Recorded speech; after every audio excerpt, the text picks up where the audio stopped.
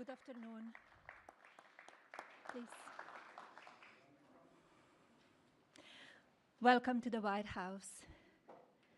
It is truly inspiring to see everyone gather here together, united in support of this remarkable initiative and community.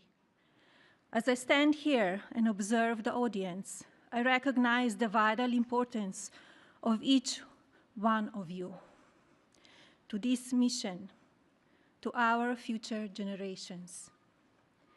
In particular, I would like to thank the cabinet secretaries, Congress members, scholarship donors, and various organizations for their unending advocacy. A special thank you to my husband for his enduring commitment to fostering the future. The President has prioritized America's foster care children, and shortly, he will sign our Fostering the Future Executive Order.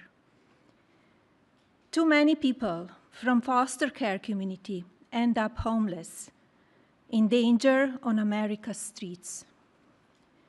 It was 2021 when I developed the idea to establish an impactful platform with an important mission to provide individuals from the foster care community the ability to secure an entry-level job position and, in turn, financial independence.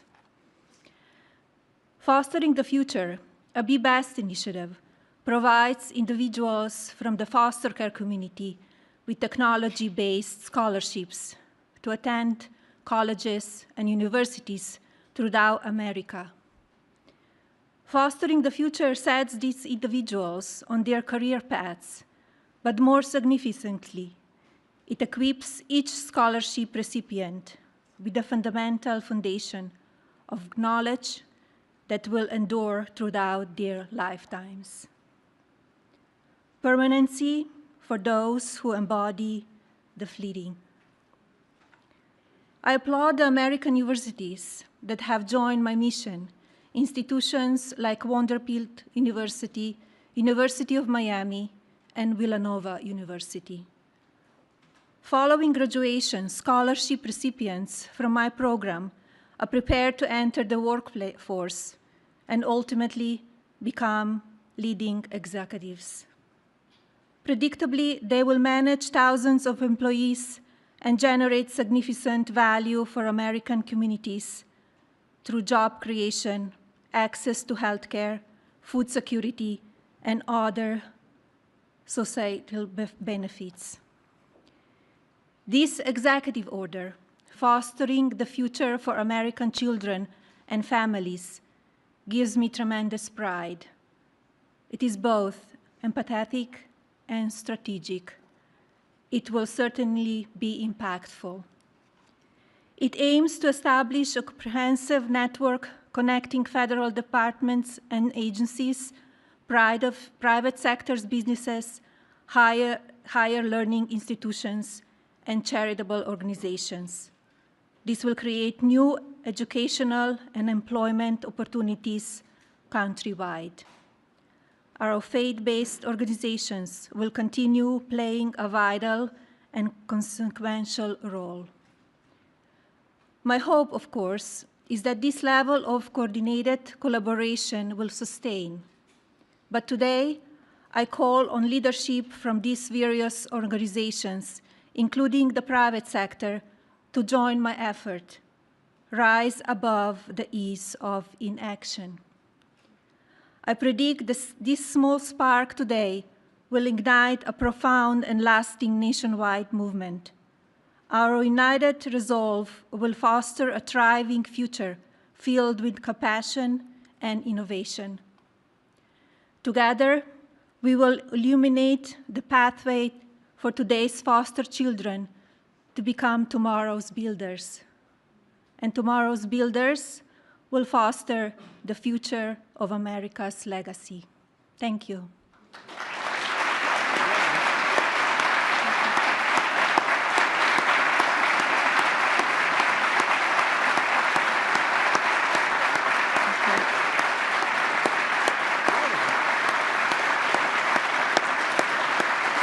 It is my pleasure to introduce my husband, the President of the United States, Donald J. Trump.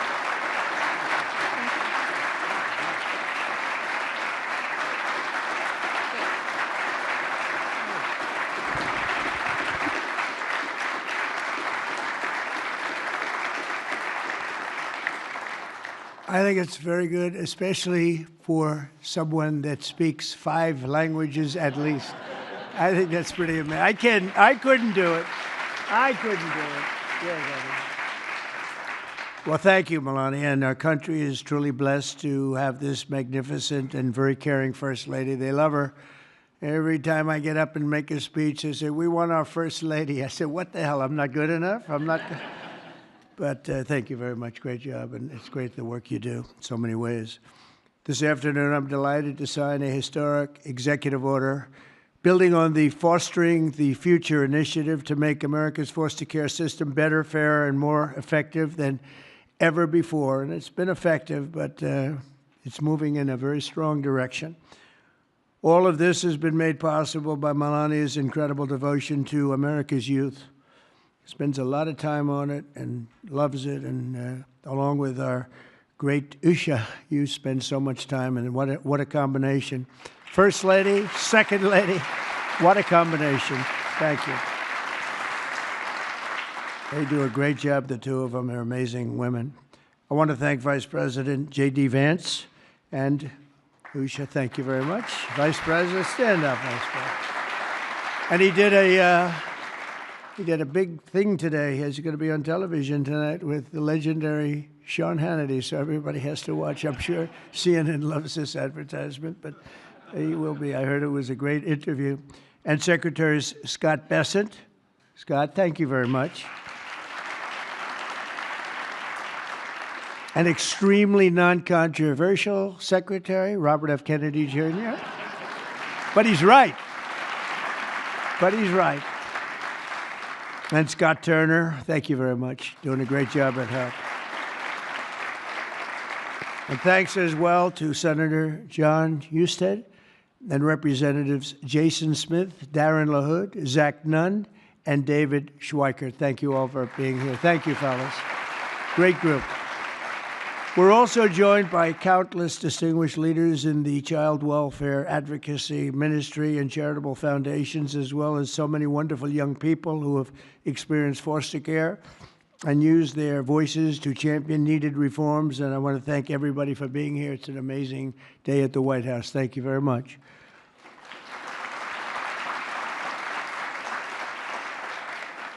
And right behind me, by the way, in about 2 years from now, we'll use a much bigger room because we had to turn away a lot of people.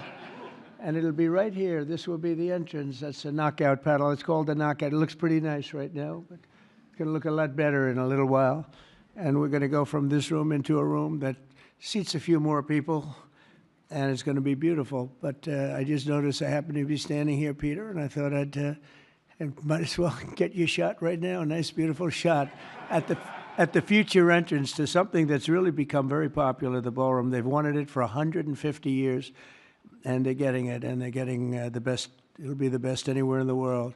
Each year, more than 15,000 young people age out of the foster care system, and unfortunately, too many struggle to become self-sufficient. The order I will sign in a few moments will provide vital new resources to help young people transition out of the foster care system and live a very happy and a very successful life, very, very successful. With this order, I'm directing the heads of the key federal departments and agencies to establish a Fostering the Future program in coordination with our wonderful First Lady's office. They're coordinating, and they've already been coordinating for quite some time, and I think I hear it's going really well. You're going to have some, when she gets involved in things, it works, I can tell you that. Under this major new initiative, great American companies and institutions will be signing a pledge to invest in teaching, training, and mentoring America's youth who are transitioning out of the foster care system. This will help provide jobs, education, and personal development opportunities to fantastic young people who truly need and deserve them, and they're going to get them.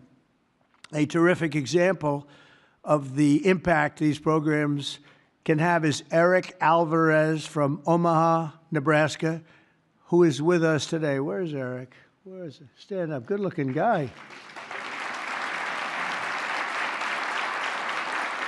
Good-looking guy. Eric and his siblings were placed in foster care for a year when he was 9.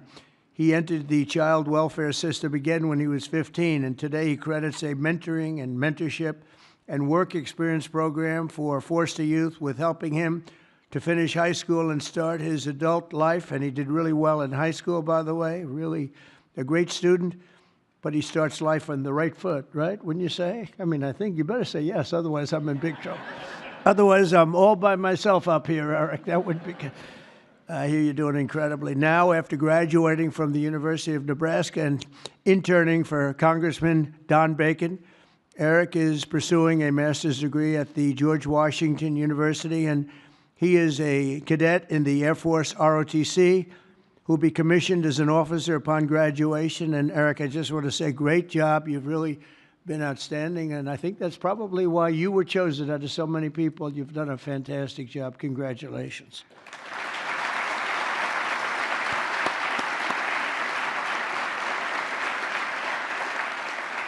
The new initiative we're establishing will also create an opportunity for foster youth to take full responsibility of the federal tax credit scholarship program established by the One Big Beautiful Bill.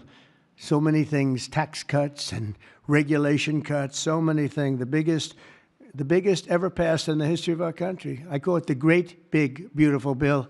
I changed the name a little bit to make it even more sublime.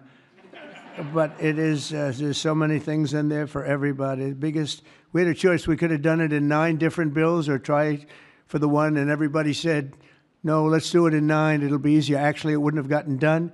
And J.D. and I and Scott and all of us got together, and we said, let's give it a shot, and we got it passed. And it was an amazing thing, but it's going to help a lot of people. There's never been anything like it. As in one bill, there's never been anything close. And when you see what's going on with the Democrats, we're lucky we got it passed because we don't have to do anything. All we have to do is implement it now, and we'll be implementing it all over the place. If you think about it, no tax on tips, right? No tax on Social Security, all of the different things, no tax on overtime. You get deductions if you buy a car. You take an interest rate deduction, an interest deduction against your income tax. It's never happened. Nothing like this has really ever been approved to this extent. And so it is one great, big, beautiful bill. But using the tax credit will expand occupational training, education, and financial literacy programs for the foster youth and make it possible for more of them to attend the school of their choice. Choice is a great word for a lot of reasons, but it's a great thing with education. And we'll also create the new Fostering the Future online platform to help young people find the access and really get great housing, very, very important and beautiful housing, health care, and other resources available to foster youth and those transitioning out of foster care. And we think it's going to happen with many, many people, many more than you have right now. Under the Trump administration, we believe that every American child deserves a safe and loving home, and we're determined to support the amazing families who help make that happen. And we have some of those families in the room today, and I just want to thank you all for being in the White House. There is no place like this, and we want to thank you very much for being here. Great families. Thank you very much. Faith-based, thank you.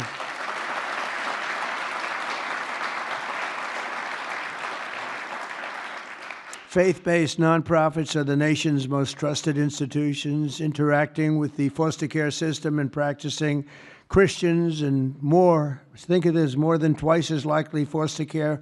They'll adopt the general population. They adopt to it so easily. When they get out, they adopt to it just like becomes second nature. It's amazing. Yet radical left policies in states nationwide make it much harder, not easier, for those families to open up their homes. But we're working on that. We're dealing with the radical left. It's not easy, but we're winning, and we're winning big.